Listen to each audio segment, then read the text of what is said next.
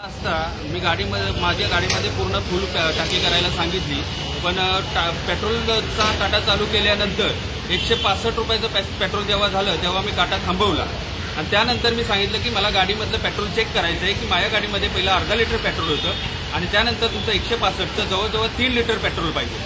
पण 3 litre petrol न येता चेक केल्यानंतर गाडीमध्ये एवढंच पेट्रोल मिळालं, ते अर्धा लिटरच्या आसपास आहे आणि 3 लिटर पेट्रोलचा काटा तिथं दाखवला. सीसीटीव्हीचा फुटेज पण चेक करू शकता.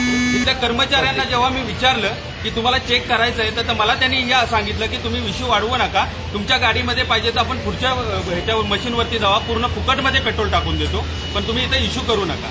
पण हे पब्लिकच्या बाबतीत असंच घडत गेलं तर आज मी गप्प बसलो तर सगळ्या पब्लिकला असंच फसवलं जाईल. तर ह्याच्यावर कारवाई झाली पाहिजे असं मला वाटतं आणि आत्ताच पोलीस स्टेशनला कंप्लेंट केले. पोलीस त्या आरोपीला घेऊन गेले आणि त्यासाठी सगळ्यांनी एकत्र येण्याची गरज आहे. कोपरखैरणे डीमार्टच्या पुढच्या पेट्रोल पंपावरती हा इश्यू झाला.